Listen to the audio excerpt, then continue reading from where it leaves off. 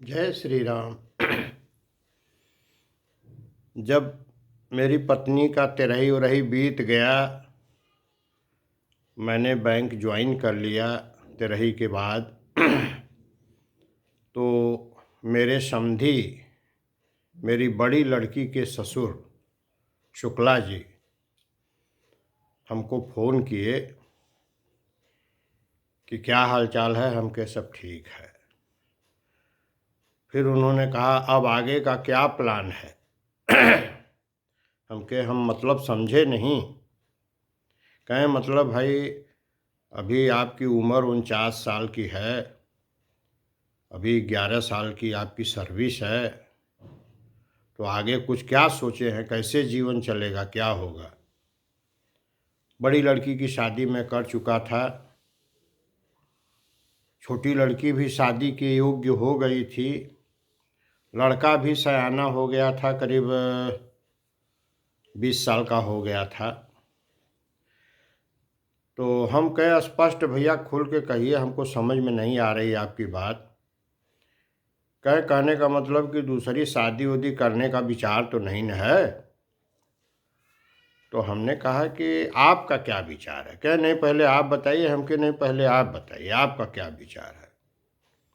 तो उन्होंने कहा कि हम तो यही कहेंगे कि जीवन में जो आदमी स्त्री सुख का त्याग कर देता है उसको दुनिया में सब सुख मिलता है। तो हमको ये बात बहुत अच्छी लगी, क्योंकि वैसे भी कंचन और कामिनी का त्याग बहुत कठिन होता है।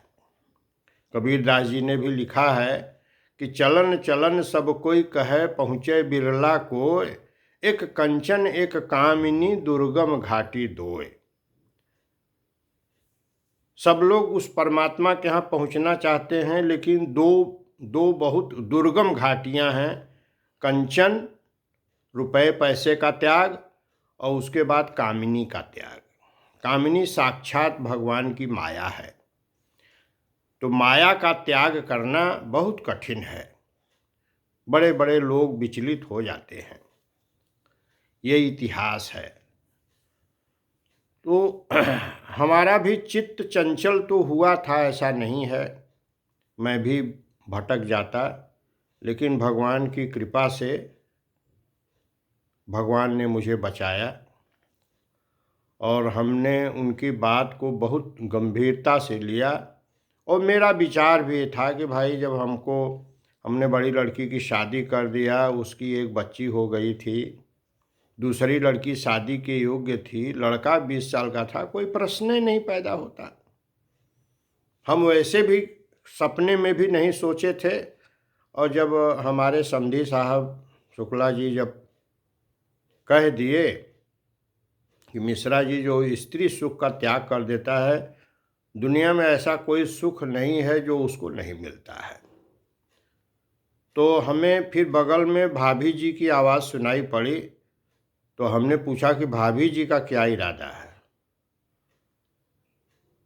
भाभी जी माने हमारी समधी। तो हमने कहा जरा सा भाभी जी को भी फ़ोन थमा दीजिए। तो भाभी जी ने कहा मिश्रा जी एकदम सही बात है, अब शोभा नहीं देगा, यदि आप दूसरी शादी करेंगे तो बच्चे आपकी इज्जत नहीं करेंगे, बच्चों के दिल में आपके प्रति जो इज्जत की भावना है वो कम हो जाएगी। हमने कहा एकदम भाभी जी बहुत सत्य बात आप कह रही हैं। फिर उसके बाद हमने कहा कि वैसे भी मेरा इरादा नहीं था, लेकिन आप लोगों ने उसको पुष्ट कर दिया। और मेरे जो समधी साहब हैं उनके प्रति मेरे हृदय में बहुत आदर है, उनसे मुझे बहुत लाभ हुआ है, मेरा बहुत भला हुआ है। उन्होंने हमको उस जगह पर पहुंचाया जहां मैं कभी नहीं पहुंच पाता। मैंने स्वामी अड़गड़ानंद जी महाराज के करीब उन्होंने ले आकर के हमको बैठा दिया। महाराज जी भी हमसे हाल चाल पूछे। जब जाते थे तो महाराज जी हमको पहचान जाते थे। ये केवल हमारे समधी साहब की देन थी।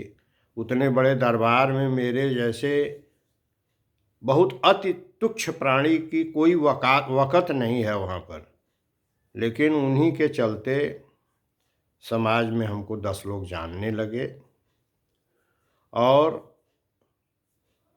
मेरा उनसे थोड़ा बहुत हल्का-फुल्का झगड़ा भी हुआ, लेकिन झगड़े की बात यह है कि मेरा जिससे झगड़ा होता है उसी से मेरा प्रेम होता है। जिससे झगड़ा नहीं होगा उससे समझ लीजिए कि वो प्रेम नहीं रहता। ये बात मुझे याद इसलिए आ रही है क्योंकि हमारे जब बैंक की नौकरी शुरू किए थे तो एक बहुत बड़े आदमी थे, बनारस के नाम नहीं लेंगे, बहुत बड़े आदमी के छोटे भाई से मेरा कहा-सुनी हो गया था। तो बाद में हमने यही उनसे कहा कि जायसवाल जी आपसे झगड़ा हो गया है, अब आप ही से सबसे ज़्यादा प्रेम होगा मुझे। और इतना ज़्यादा उनसे संबंध हुआ कि अब क्या बताएं। बहुत मानते थे हमको, नाम नहीं लेंगे, बहुत बड़े आदमी बनारस के थे, सांसद जी के भाई थे, शंकर प्रसाद जायसवाल जी के। तो ये हमारे समधी साहब हमारे लिए बहुत कष्ट सहे हैं, बहुत पेन लिए हैं। मैं उनका बहुत दिल से आभारी रहता हूँ और मेरे वो परम आदरणीय हैं और परम पूज्य हैं और वास्तव में मैं उनको हृदय से अपने अंदर में धन्यवाद देता हूँ क्योंकि मुझे वहाँ पर पहुँचाया उन्होंने जहाँ कोई सवाल ही नहीं पैदा होता कि मैं वहाँ पहुँच सकता था। जय श्री राम।